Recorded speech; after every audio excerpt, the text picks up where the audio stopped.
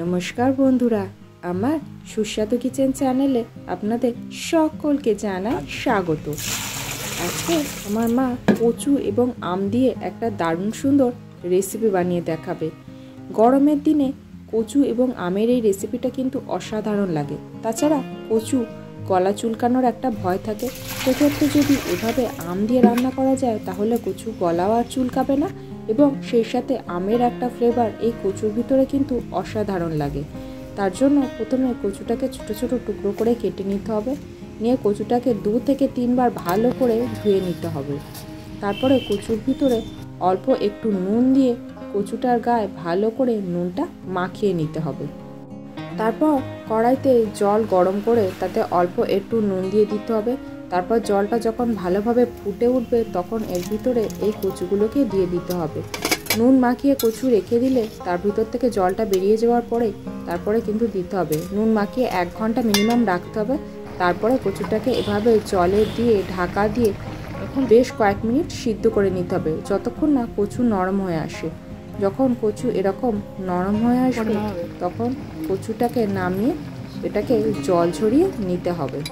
এইবার কড়াইতে কিছুটা পরিমাণ তেল দিয়ে তেল গরম হয়ে এলে নুন হলুদ মাখিয়ে রাখা মাছগুলো আস্তে আস্তে দিয়ে দিতে হবে। রুই মাছের টুকরোগুলোতে নুন এবং হলুদ মাখিয়ে বেশ একটু কড়া করে ভেজে নিতে হবে।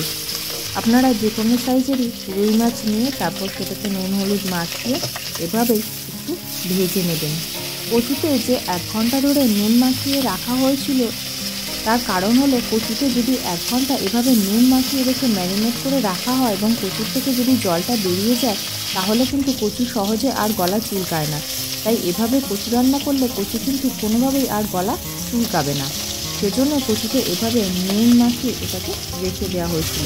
এবার দেখুন মাছগুলো এপিট ওপিট করে বেশ লাল লাল করে ভেজে নেওয়া হয়ে গেছে। মাছগুলো এরকম লাল লাল করে ভেজে নেওয়ার পরে মাছগুলোকে আস্তে আস্তে তুলে নিতে হবে। তারপর কড়াইতে অল্প একটু তেল দিয়ে দিতে হবে। তেল দেওয়ার পরে সিদ্ধ করে রাখা কচুগুলোকেও দিয়ে দিতে হবে। দিয়ে কচুটাকে হালকা একটু ভেজে নিতে হবে। কচুটাকে জাস্ট এপিট ওপিট করে ভেজে নিতে হবে। কচুটা মোটামুটি ভালো করেই সিদ্ধ করে নেওয়া হয়েছে, তাই খুব বেশি ভাজতে গেলে এটা জড়িয়ে যাবে। সেই সাথে অল্প একটু সিদ্ধ করে রাখা আলু এর ভিতরে দিয়ে দেওয়া হলো। যেহেতু কচুটা বেশিক্ষণ ভাজা যাবে না সেই জন্যই আলুটাকে সিদ্ধ করে নেওয়া হয়েছে। এবার আলু আর কচু অল্প একটু ভেজে নিতে হবে এভাবে আস্তে আস্তে।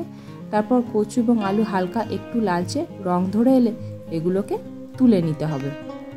তারপর কড়াইয়ের ভিতরে তেল দিয়ে একটা তেজপাতা, শুকনো লঙ্কা এবং গোটা জিরে ফোড়ন দিয়ে দেওয়া হলো। তারপরে এখানে কেটে রাখা 5টা আমের টুকরো দিয়ে দেওয়া হলো।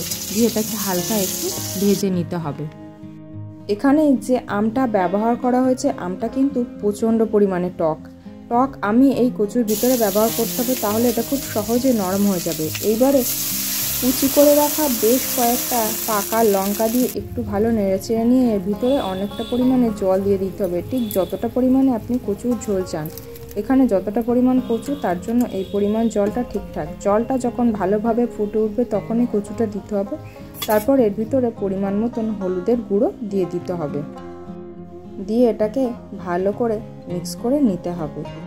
হলুদটা দিয়ে ভালো করে মিক্স করে নেওয়ার পরে এইবারে এর ভিতরে পরিমাণ মতন নুন দিয়ে দিতে হবে। নুনটা মাথায় রাখতে হবে, সিদ্ধ করার সময় কিন্তু কচুতে নুন দেওয়া হয়েছিল, তাই সেই বুঝেই নুনটা দিতে হবে যাতে ঝোলে নুনটা ঠিকঠাক হয়। কিন্তু কচুর ভিতরে অলরেডি নুনটা ঢুকে গেছে সেজন্য এইবার নুনটা দিয়ে এটাকে ভালো করে মিক্স করে নিতে হবে। এই ঝোলটাকে কিছুক্ষণ ঢেকে রেখে ফোটাতে হবে যাতে এটা ভালোভাবে ফুটে আসে। কচু সিদ্ধ করা হলেও যেহেতু আমগুলো তেলে দিয়ে ভাজা, এগুলো জলে দিয়ে হালকা একটু সিদ্ধ করে নিলে আমগুলোও নরম হয়ে আসবে। তারপর কয়েকটা আম এর সাথে একটু খুন্তি দিয়ে ঘেটে মিশিয়ে দিতে হবে, আর কয়েকটা আম আস্ত টুকরো থাকবে কিন্তু সম্পূর্ণরূপে গলে যাবে। এইবার এর ভিতরে 1 টেবিল স্পুনের মতন লঙ্কার গুঁড়ো দিয়ে দেওয়া হলো। এখানে লঙ্কার পরিমাণটা কিন্তু বেশি দিতে হবে। সাথে সামান্য একটু চিনি দেওয়া হলো। যেহেতু টক আম দেওয়া সেই জন্য টকটাকে ব্যালেন্স করার জন্য একটুখানি চিনি দেওয়া হলো। সেই সাথে এখানে 2 টেবিল স্পুন ভাজা জিরের গুঁড়ো দেওয়া হলো। ভাজা জিরের গুঁড়ো দিলে খুব সুন্দর একটা ফ্লেভার আসবে। এতে আর কোনো মশলা দেওয়ার প্রয়োজন নেই, কারণ আমের একটা সুন্দর ফ্লেভার এবং সেই সাথে ভাজা জিরে গুঁড়োর একটা ফ্লেভার আসবে। এবার এটাকে ভালো করে মিক্স করে নিতে হবে। তারপর এর ভিতরে ভেজে রাখা মাছগুলোকে আস্তে আস্তে দিয়ে দিতে হবে। দিয়ে মাছগুলো একটুখানি ঝোলের ভিতরে ডুবিয়ে নিয়ে এটাকে একটু ফুটিয়ে নিতে হবে। মাছগুলোর ভিতরে হালকা একটু ঝোল ঢুকে গেলেই এবারেই এই আম দিয়ে কচুর ঝোলটাকে নামিয়ে নিতে হবে। দেখুন এটা ফুটিয়ে কিন্তু ঝোলের পরিমাণ অনেকটা কমে গেছে, এরকম বর্ষা বর্ষা হয়ে গেছে। এবারে আস্তে আস্তে ঝোলটাকে নামিয়ে নিয়ে বাটিতে তুলে এটা সার্ভ করে দেখানো হচ্ছে এটা কেমন হয়েছে। ভাতের সাথে আম দিয়ে কচুর এই রেসিপিটা একবার খেয়ে দেখুন, এটা কিন্তু খুব সুন্দর লাগে। আর কাঁচা আম দিয়ে তো আগে অনেক ধরনের রেসিপি আপনারা খেয়ে দেখেছেন, কিন্তু কচুর সাথে কাঁচা আমের এই রেসিপিটা জাস্ট অসাধারণ।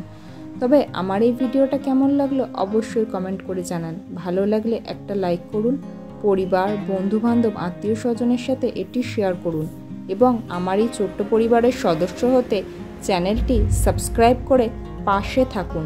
ভিডিওটি শেষ পর্যন্ত দেখার জন্য অসংখ্য ধন্যবাদ।